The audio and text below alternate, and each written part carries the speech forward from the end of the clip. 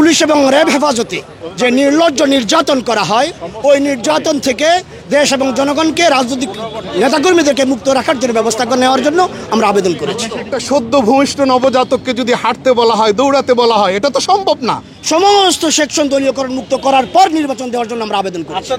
কোর্টে গিয়া নিয়মিত হাজিরা দিয়ে ভোগান্তির শিকার হতে হয়। এই মামলাগুলো মাসখানেক সময়ের মধ্যে আমরা নিষ্পত্তি করবার জন্য মাননীয় প্রধান উপদেষ্টার দৃষ্টি আকর্ষণ করেছি। তিনি আমাদেরকে আশ্বস্ত করেছেন এবং আমাদেরকে আশ্বাস দিয়েছেন এবং আমাদের কাছে সহযোগিতা চেয়েছেন। আমরাও সহযোগিতা করবার জন্য আমরা ওনাকে প্রতিশ্রুতি দিয়েছি। হিন্দু সংখ্যালঘু ভাইয়েরা যারা আছেন, ভিন্ন মতাবলম্বী যারা আছেন, তাদের ঘর বাড়ি, সহায় সম্পত্তি, উপাসনালয়কে যে সর্বোচ্চ নিরাপত্তা দেওয়ার বিষয়টাকেও আমরা গুরুত্ব দিয়েছি। হ্যাঁ, দুর্গাপূজা সামনে আসতেছে, আইন শৃঙ্খলার জন্য কোনো ব্যত্যয় না ঘটে এবং কেউ যেন ঘোলা পানিতে মাছ শিকার করার সুযোগ না পায়।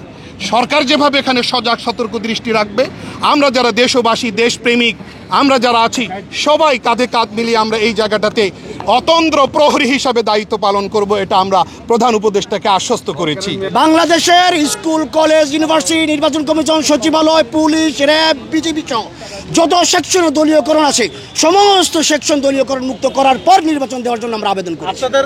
আর আপনার পুলিশ এবং র্যাব হেফাজতে যে নির্লজ্জ নির্যাতন করা হয়, ওই নির্যাতন থেকে দেশ এবং জনগণকে, রাজনৈতিক নেতাকর্মীদেরকে মুক্ত রাখার জন্য ব্যবস্থা নেওয়ার জন্য আমরা আবেদন করেছি। জুলাই শহীদদের এবং আহত নিহতদের যে প্রয়োজনীয় ক্ষতিপূরণ, চিকিৎসা এগুলোর ব্যবস্থা করা, সাথে সাথে হেফাজত সহ আলেমুলামাদের যে মামলা আছে এবং বিরোধী দলের যে মামলাগুলো আছে, এগুলো 1 মাসের মধ্যে প্রত্যাহারের ব্যবস্থা করা আমরা দাবি করেছি।